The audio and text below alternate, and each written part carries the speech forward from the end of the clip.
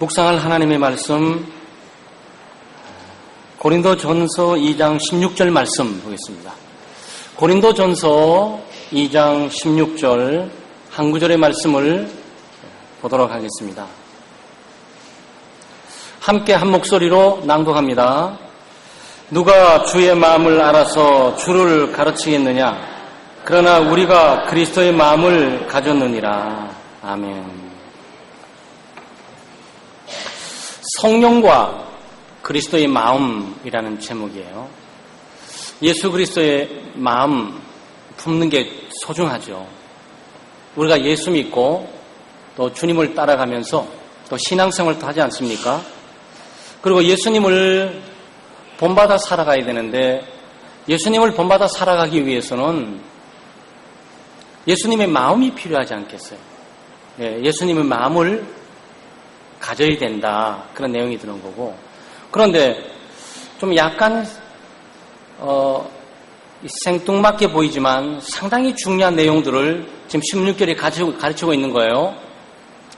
지금까지 고린도전서 2장을 보면서 성령 사역에 대해서 바울 사도가 얘기하고 있는 겁니다. 예를 들어서 성령으로 모든 것을 깨닫게 된다. 성령으로 하나님의 은혜를 깨닫게 된다. 성령으로 영적인 분별력을 갖게 된다.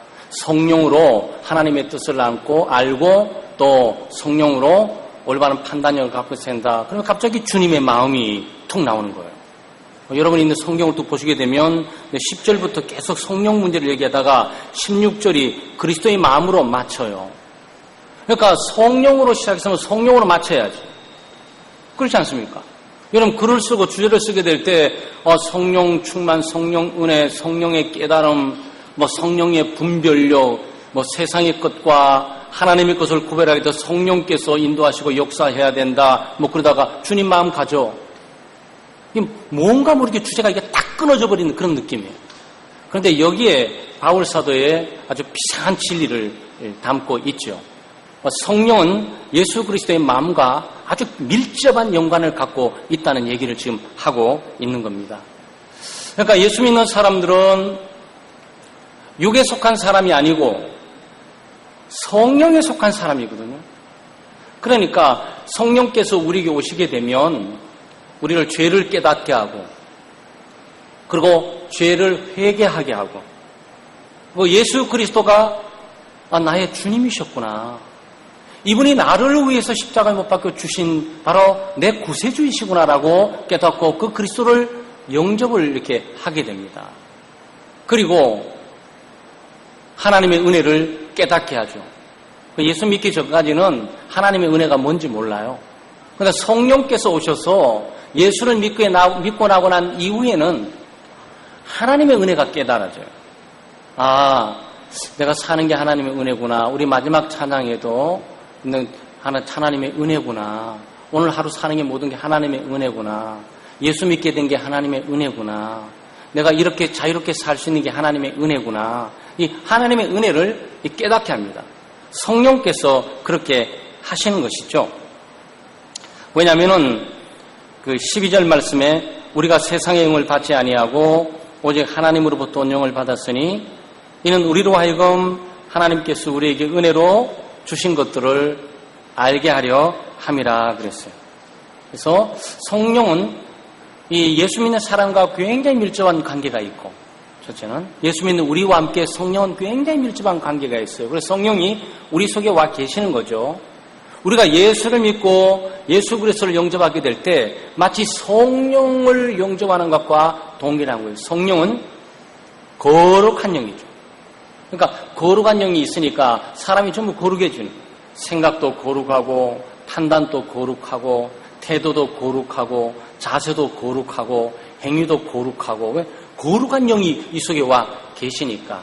그런데 이 성령이 삼위일체 하나님으로서 하나님과 특별히 예수 그리스도와 굉장히 밀접한 관계를 갖고 있는 겁니다. 그래서 우리가 성령을 통해서 죄를 깨닫고 성령을 통해서 믿음을 갖게 되고 성령을 통해서 하나님의 은혜를 깨닫게 되고 성령을 통해서 우리가 하나님의 섭리를 깨달아요. 그러니까 예수를 믿기 전에는 하나님의 섭리를 깨닫지 못합니다. 왜 이렇게 시련이 있지? 왜 이렇게 고난이 있지? 왜 이렇게 나만 이렇게 힘들게 살지? 왜 예수 믿고 사는 사람 왜 이렇게 어렵지? 왜 나는 이렇게 재난이 있는 거야? 왜 우리 집은 왜 이렇게 사고가 이렇게 많은 거야? 예수 안 믿는 사람은 재수 없어. 그리고 원망하고 불평하고 이렇게 하지만 예수 믿는 사람은 하나님의 뜻을 깨닫고 죄를 해결하는 건가? 내 잘못을 깨닫고 고치라는 건가? 나로 하여금 좀 더 조심스럽게 살아가라고 지금 이게 하는 건가?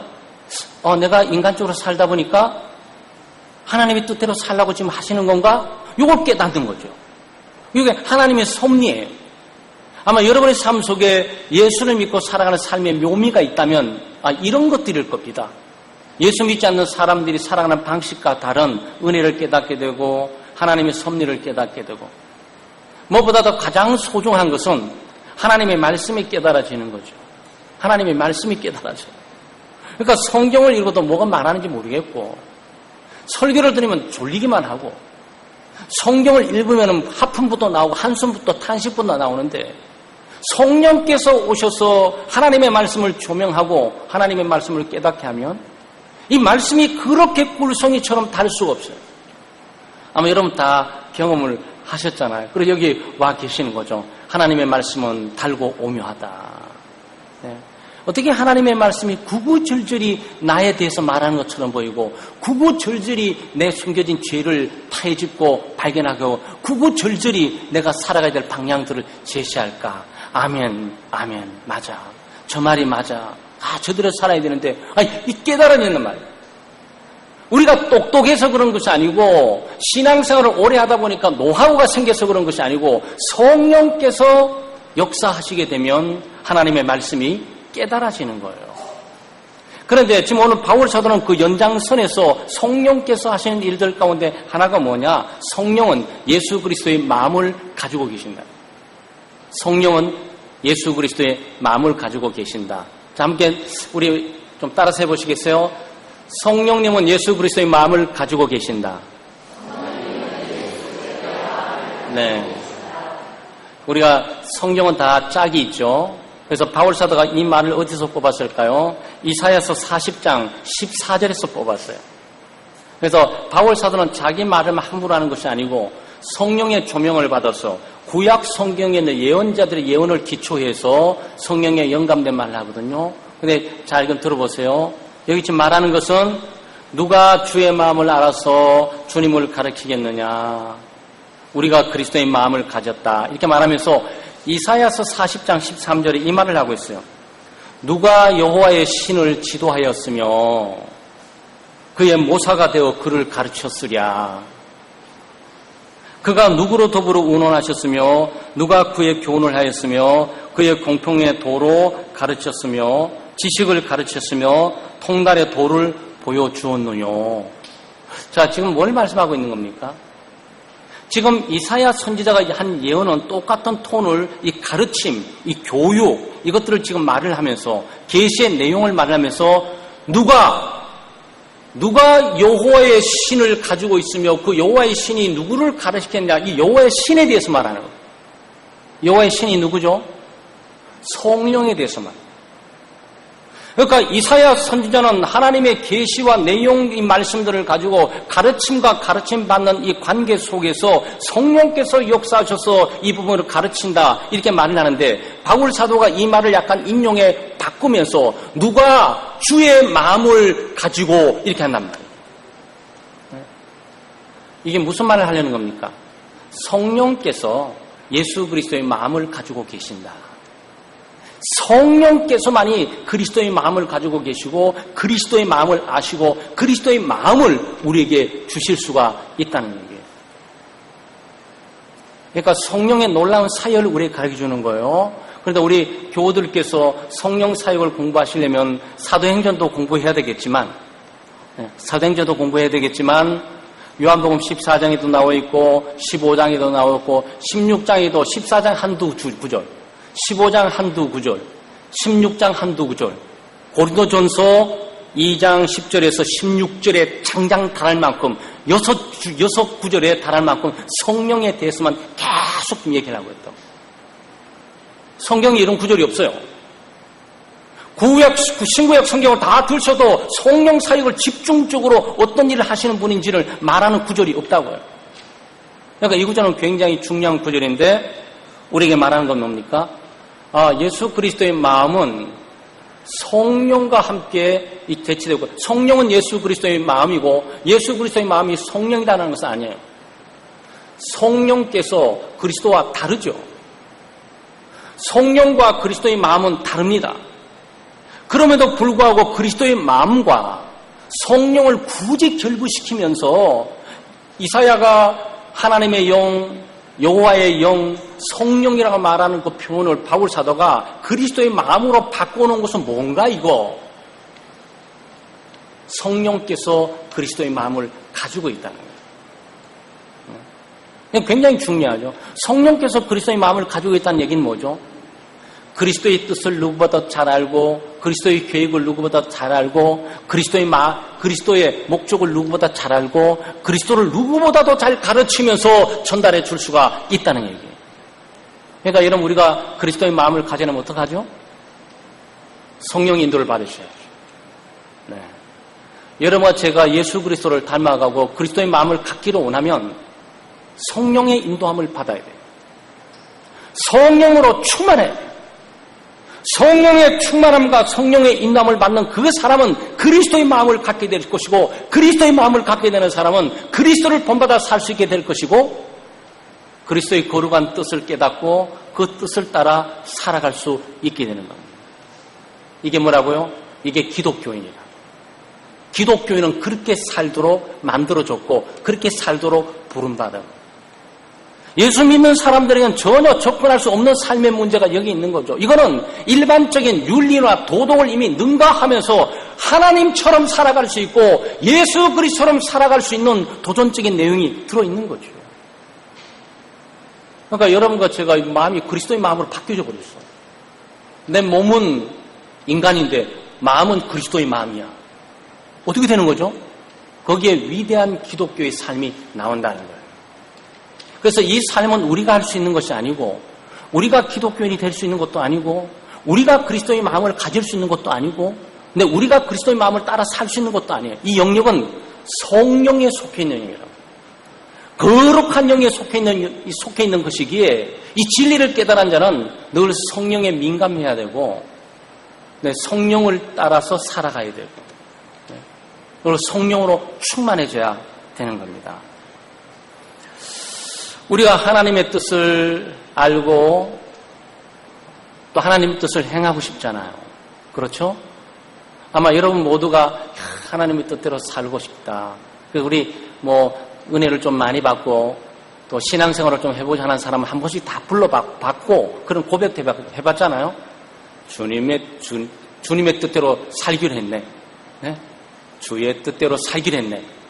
갑자기 하려니까 좀 약간 쑥스러워서 반주가 없어서 무너지는데, 네. 여러분 실패했는 걸 아마 아실 거예요. 목사님 주님 뜻대로 살 노래하려다 실패했구나. 네, 바로 맞았어요. 평상시에 잘 나가는 찬양도 갑자기 하려 그러면은 좀 잘 안 되는 것 같아요. 어떤 주님의 뜻대로 살기로 했네. 그 고백을 우리가 찬양을 하면서 하고 그렇게 살고 싶잖아요. 그런데 어떻게 주님의 뜻대로 살 수 있습니까? 여러분, 우리가 어떻게 주님의 뜻대로 살 수 있습니까? 그러니까 바울 사도 말하면 뭘 말하는 거죠? 주님의 마음을 가져야 된다. 주님의 마음을 가지고 있는 사람은 주님의 뜻을 알고 그 뜻을 따라 행해 나갈 수가 있다라는 거죠. 그래서 주님의 마음을 갖고 있는 사람은 주님의 뜻대로 살아갈 수가 없어요. 되어지지가 않는 거죠. 그래서 우리가 주님의 뜻을 잘 알고 주님의 뜻대로 살아가기 위해서 우리가 주님의 마음을 가져야 돼요. 근데 주님의 마음을 어디서 구하는 거죠? 여기 있다, 저기 있다, 이 산에 있다, 저 산에 있다, 이 바다에 있다, 저 바다에 있다, 이 기도원에 있다, 저 기도원에 있다, 이 교회에 있다, 저 교회에 있다. 이게 아니고 성령 안에 있어요. 성령께서 예수 그리스도 마음을 가지고 계시면서 그를 의지하고 신뢰하고 그를 순종에 따른 자들에게 그리스도의 마음을 주는 거죠. 성령의 인도와 성령의 충만함을 받고 있는 사람은 그리스도의 마음을 가지면서 그리스도의 뜻을 알게 되고 그 뜻을 따라 살아갈 수가 있는 거예요. 그럼 우리는 어떻게 해야 되죠? 성령으로 충만해야 됩니다. 네. 그리고 늘 말씀 충만, 은혜 충만, 성령 충만. 우리가 왜 은혜 충만해야 되는 겁니까? 우리가 왜 말씀으로 충만해야 되는 거예요? 우리가 왜 성령으로 충만해야 되는 겁니까? 오늘 바울 사도가 주는 답은 너는 그리스도의 마음을 가져야 돼. 그리스도의 마음을 가져야 하나님의 뜻을 깨닫고 그리스도의 뜻을 깨닫게 될 거야. 그리고 그 뜻을 향해 살아갈 수 있도록 해줄 거야. 여러분, 이 세상에 하나님을 가장 잘 아는 분이 누구시죠? 그리스도예요. 하나님을 가장 영광스럽게 하는 분이 누구시죠? 그리스도였어요. 하나님의 뜻을 가장 잘 알고 그 뜻을 완벽하게 순종했던 사람이 누구죠? 그리스도예요. 그래서 우리는 그리스도의 마음이 필요한 거죠. 그리스도의 마음이 필요한 겁니다. 그래서 우리는 마음이 변화돼야 되죠. 그 옛날에 참 우리 박정희 전 대통령 시절에 제가 가끔 말씀드려 어렸을 때 새벽종이 울렸네, 새마을이 밝았네, 너도 나도 이렇게 얘기했어요. 노래 많이 불렀을 겁니다. 새벽종이 울리고, 네? 우리가 새벽에 밝았고 새마을을 만들어요. 새마을 운동이에요. 그게 그 유명한 새마을 운동. 근데 사실은 이 성경에서 우리가 강조하고 있는 것은 새 마음 운동입니다. 새 마음 운동이에요. 그래서 창대교회는 새 마음 운동이 일어나야 돼요. 그 어떤 새 마음을 가져야 되냐? 그리스도의 마음을 갖는 걸로 바꿔줘야 됩니다. 그래서 우리는 보통 사람이고 타락도 오염된 육신을 갖고 있는 사람이지만 우리의 마음이 그리스도의 마음으로 바뀌어져서 그리스도의 삶, 그러니까 그리스도께서 하나님을 가장 잘 아니까 그리스도의 마음을 갖고 있으니 하나님을 잘 알게 될 거예요. 그리스도께서 하나님의 뜻을 가장 잘 알고 그 뜻에 순종했으니까 그리스도의 마음을 갖게 되면 하나님의 뜻을 가장 잘 알고 그 뜻을 행하게 되는 거예요. 여러분, 이거는 행위의 문제가 아니에요. 그래서 기독교는 도덕과 윤리, 규범의 종교가 아니고 그리스도는 은혜의 종교예요. 하나님께서 예수 그리스도를 우리에게 주시고 우리에게 성령을 통해서 믿음을 주시며 그 믿음을 통해서 그리스도의 마음을 갖게 하시고 그리스도의 마음을 갖게 되게 될 때 그리스도의 삶을 따라 살 수 있게 하는 거죠. 이 모든 게 하나님이 하시는 거예요. 그러니까 여러분과 제가 여기 와 있는 모든 것이 주의 은혜라고 고백할 수밖에 없는 게 바로 이런 성경적인 가르침을 따라 살아가게 되면 있게 되는 겁니다. 사실 이 문제는 이미 11절에 나와 있어요. 네? 사람의 일을 사람의 속에 있는 영외에는 누가 알리요?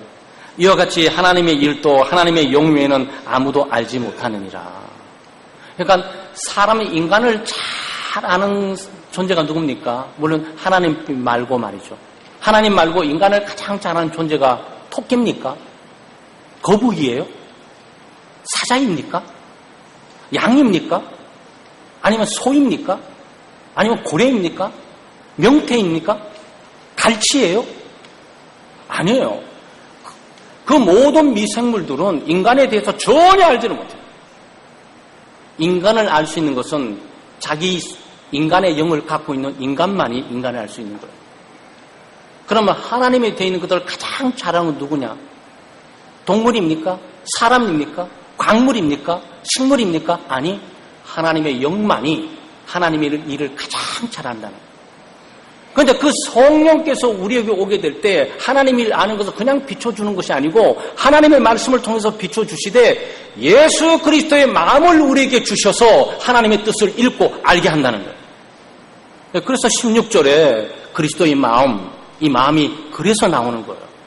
그래서 오늘 제목도 성령과 그리스도의 마음이란 제목으로 잡게 된 것도 그건 거지요. 우리는 그리스도의 마음이 필요하구나. 그리스도의 마음을 어떻게 갖지? 성령께서 주시는 거구나. 나는 하나님의 뜻대로 살고 싶고 그 뜻을 알고 싶어. 어떻게 알게 되지? 그리스도의 마음을 가져야 돼. 그리스도의 마음을 어떻게 알게 되지? 성령께서 주시는구나. 성령으로 늘 가도록 돼 있단 말이에요.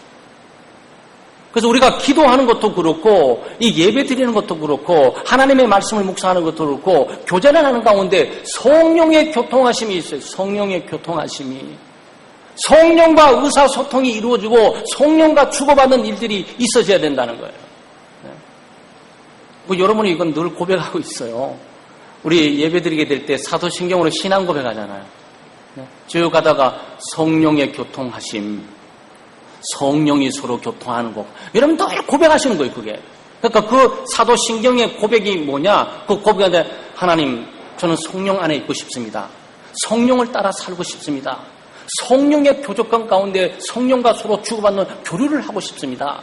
주여, 그런 은혜를 내게 주시고 또 그런 은혜로 살 것을 나는 고백하고 삽니다. 매 예배 때마다 여러분이 고백하는 거예요. 그러니까 사도신경 고백을 주목을 하셔야 돼요. 그러니까 유명한 하나님의 사람들이 오늘의 교회 가운데 몇 가지 강조하고 있는 것들이 십계명입니다. 십계명이 사라지고 있다. 이거 하는 거. 또 하나는 산상수훈, 예수 그리스도의 말씀에 대한 진위, 복음이 지금 사라지고 있다. 이거 하고. 그 다음에 사도신경, 신앙 고백이 지금 사라지고 있다. 이 얘기예요. 그러니까 교회가 위험한 거죠. 그렇게 되게 되면. 다행히 우리 창대교회는 뭐 어떻게 깊이 있든지 깊이 없든 간에 뭐 겉핥기를 굵든 간에 그냥 그 문제를 다뤄가고는 있는 거예요. 다만 귀 있는 자는 들을진저. 그는 성령에 속해 있는 영역이죠. 전할 수 있는 것과 가르치는 것은 사람들이 소구하고 있지만 그 사람에게 진리를 깨닫고 이해시키고 그리스도의 마음을 주고 하나님의 뜻을 알고 그 뜻을 따라 살게 하는 것은 성령에 속해 있는 거예요. 원래 이게 창조의 배경에서 나왔어요. 이 말씀을 좀 잘 들어보세요. 이사에서 이거 바울 사도가 구약 성경 인용하고 있는 이사에서 40장 13절 14절에 있는 건데, 누가 여호와의 신을 지도하였으며 그의 모사가 되어 그를 가르쳤으랴. 그가 누구로 더불어 운원하셨으며 누가 그를 교훈하였으며 그의 공평의 도로 가르쳤으며 지식을 가르쳤으며 통달의 도를 보여주었느냐. 여기에 그가 누구로 더불어 운원하였으며 이거 있죠. 네, 지금 바울 사도가 고린도전서 2장 16절을 기록하면서 성령과 갑자기 나오다가 이사야서에 있는 40장 13, 14절이 기억이 나는 거예요. 거기는 여호와의 영이 나오고 거기 성령이 나오는데 가르치는 은사와 사역들이 나오는데 그것들을 지금 뽑아다가 여기에 지금 누가 가르치냐. 그리스도의 마음이다. 성령은 그리스도의 마음을 주셔서 우리에게 하나님의 뜻을 가르친다. 이렇게 지금 말하고 있잖아요. 그런데 누가 우리와 의논하냐 그 얘기를 지금 하게 될 때 뭘 말하냐면은 창조의 배경이라 그랬죠. 창세기 가시게 되게 되면 세상에 만들어지기 전에 아무도 없었어요. 세상이 만들어지기 전에 아무도 없었습니다. 근데 여러분 창세기 2장에 딱 오게 되면 그 여호와의 신이 그 흑암 가운데 움직임을 여러분 보게 되는데 그 전에 말이에요. 그건 창조한 이후잖아요.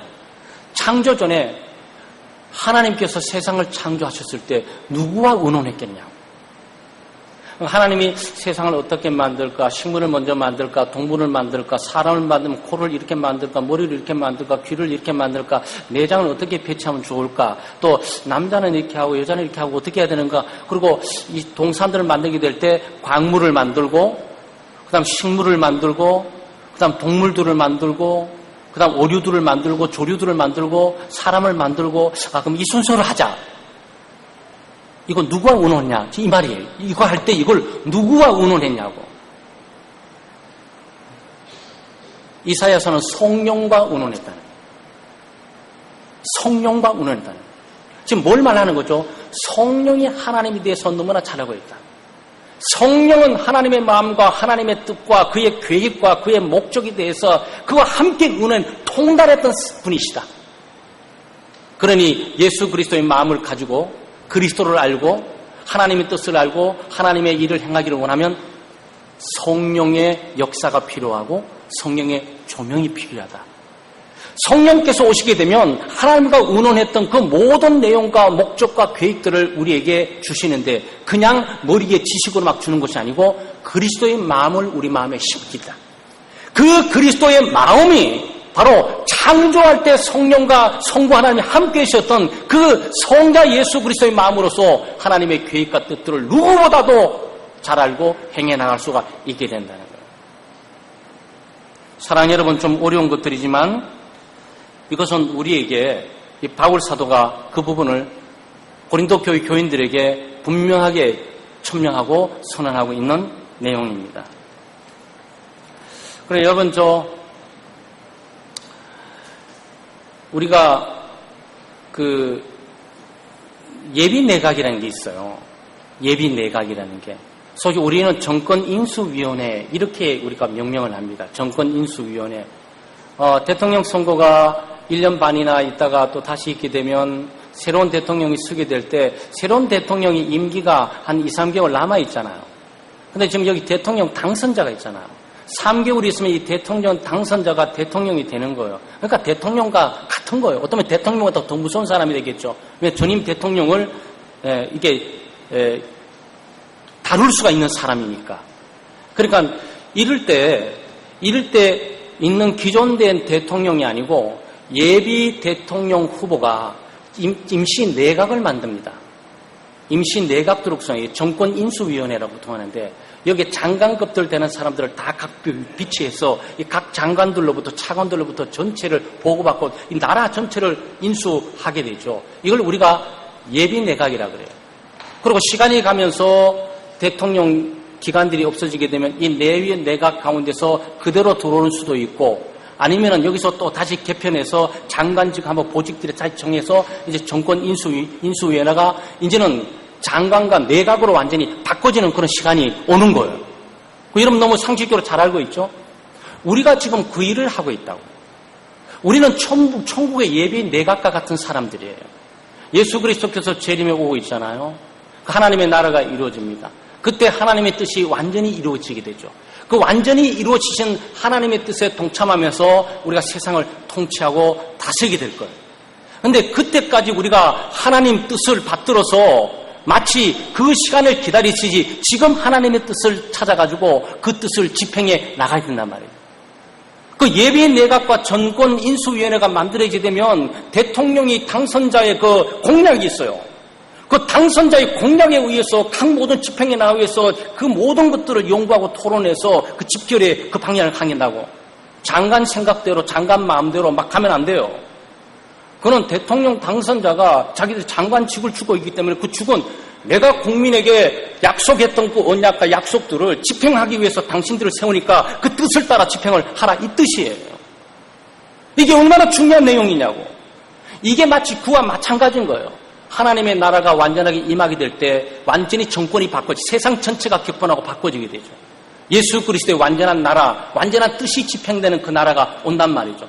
그때까지 지금은 마치 예비 내각처럼 예수 믿는 사람들이 왕 대신 예수 그리스도의 오심을 바라보고 그의 뜻을 알고 그의 목적을 알고 그의 계획을 알고 그것들 지금부터 집행해 가야 된단 말이죠.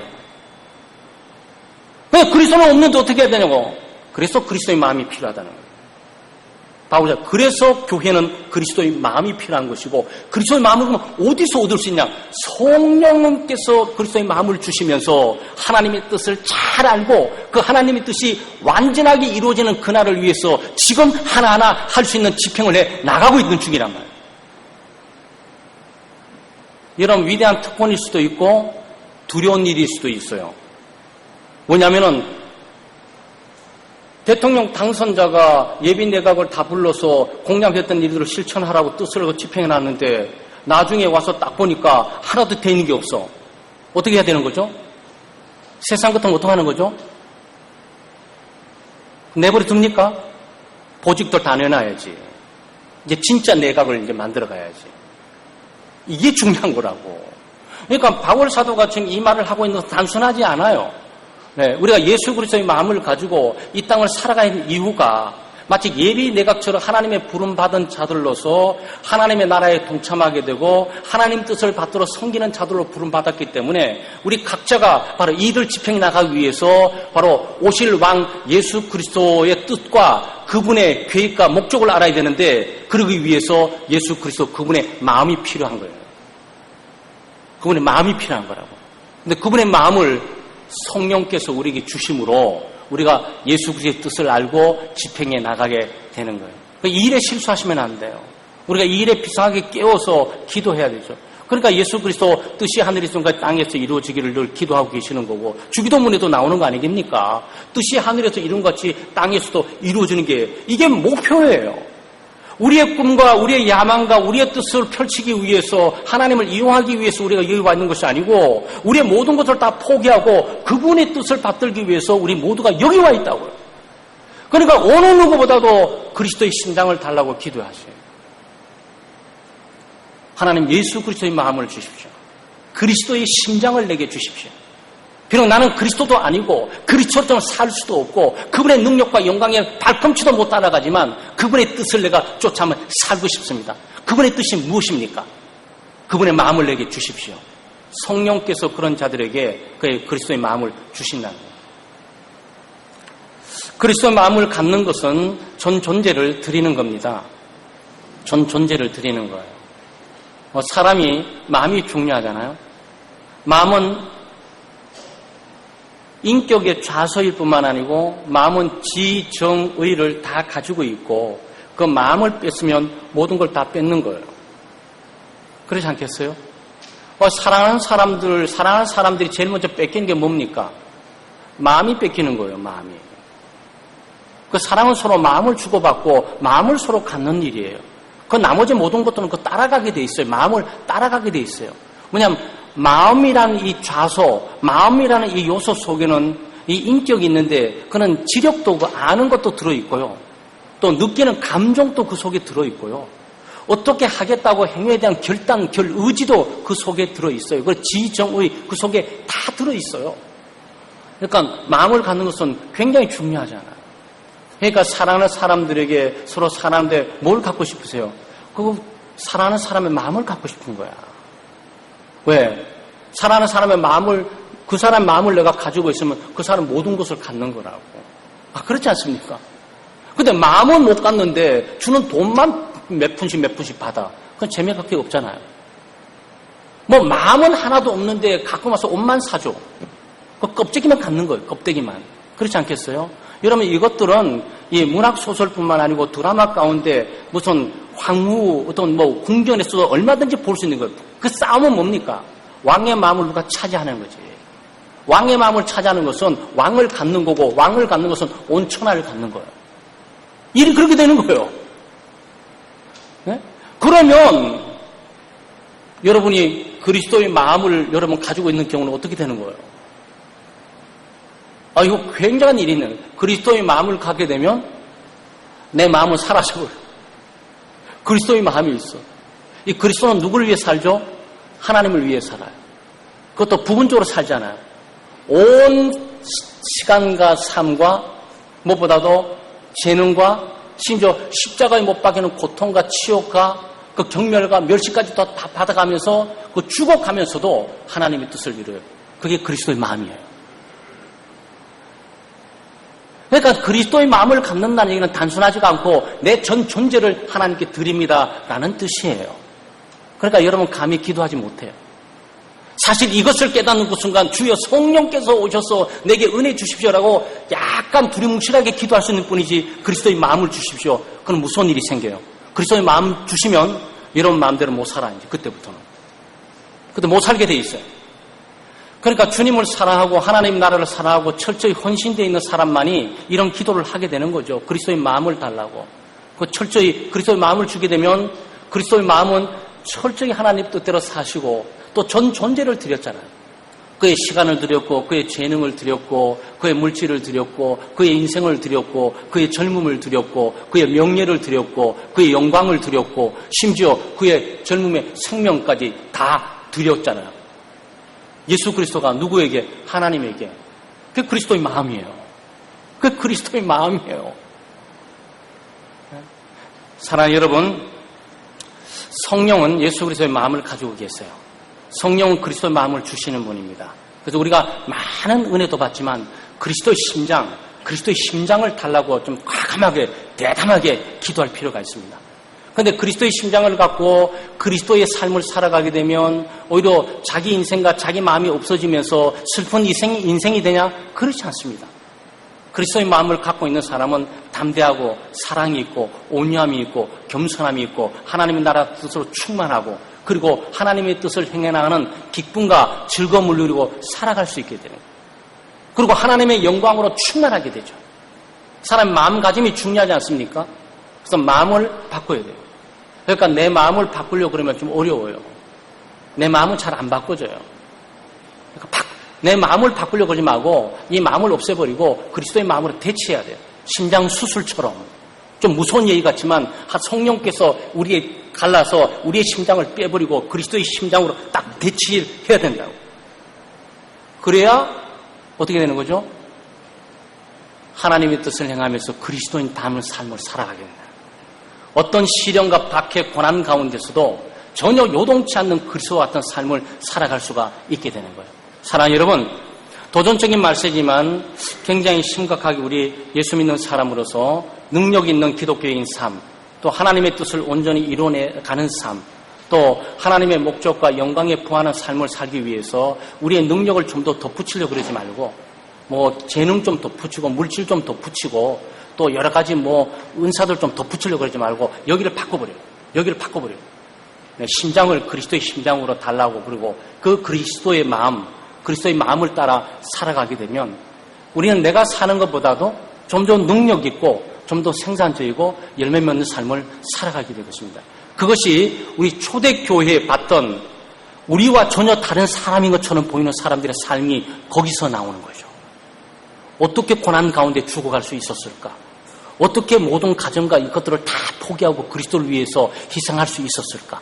어떻게 자기의 젊음, 자기의 기쁨과 즐거움들을 다 포기하고 이룰 수 있었을까? 그리스도의 심장을 갖기까지 이해 못합니다. 여러분, 그리스도의 마음을 갖기까지는 그 부분들을 절대 이해 못해요. 그리스도의 마음을 갖고 있는 사람은 이거를 공유할 수 있지 않겠어요? 그래서 우리가 기독교적인 신앙생활을 하면서 좀 더 그리스도와 밀접하고 하나님의 뜻 깨닫고 살기 위해서 성령으로 충만하십시오. 성령의 인도함을 받으세요. 예수 그리스도의 마음을 달라고 기도하시고 또 그리스도의 마음을 갖게 되면 우리가 하나님의 뜻과 하나님의 섭리에 대한 것과 또 하나님의 말씀에 대한 것과 또 이 모든 것들이 다 이해져집니다. 다 이해되어져요. 고민하거나 갈등이 이렇게 하등의 이유도 없어요. 그런데 그리스도의 심장이 없고 여기만 자꾸 바뀌어지면 늘 의심, 회의 또는 갈등 이런 요소로 빙빙 돌면서 가게 됩니다. 그런 은혜가 여러분이 있기를 주의 이름으로 축원합니다. 기도하겠습니다. 하나님 감사합니다. 하나님의 크신 은혜와 사랑으로 오늘 귀하고 복된 주의를 주시고 오전에 이어 오후 찬양 예배로 하나님께 드리게 하시며 귀한 말씀 고린도 교회를 향한 정말 누가 주의 마음을 알고 누가 주를 가르치나 우리가 그리스도의 마음을 가졌다고 말씀하시면서 성령과 예수 그리스도의 관계를 우리에게 가르쳐 주시고 또 우리가 이 땅을 살아가면서 우리가 껍질만 갖고 살아가지 않고 내면이 바뀌어지고 변화되어야 되는데 우리 스스로 바뀌어지고 변화될 수가 없습니다. 예수 그리스도의 마음을 가져야만 우리가 하나님의 뜻을 깨닫고 그렇게 살아갈 수 있는데 어떻게 예수 그리스도의 마음을 가질 수가 있겠습니까? 우리 성령께서 그리스도의 마음을 가지고 계시기에 성령께서 그리스도의 마음을 주실 수 있다고 믿습니다. 성령 하나님께서 우리 가운데 거하시기에 우리 모든 교우들의 마음속에 늘 예수 그리스도의 마음을 주시옵소서. 그 마음을 새롭게 하시고 또 예수 그리스도의 마음으로 충만케 하셔서 하나님의 거룩한 뜻을 깨닫고 또 교회 생활과 가정 생활과 직장 생활 가운데 있는 정말 이해할 수 없는 머리로 이해할 수 없는 하나님의 섭리와 또 하나님의 거룩한 뜻을 말씀을 깨닫고 살아갈 수 있도록 도우시고 인도해 주시옵소서. 감사드리며 예수님의 이름으로 기도드리옵나이다. 아멘.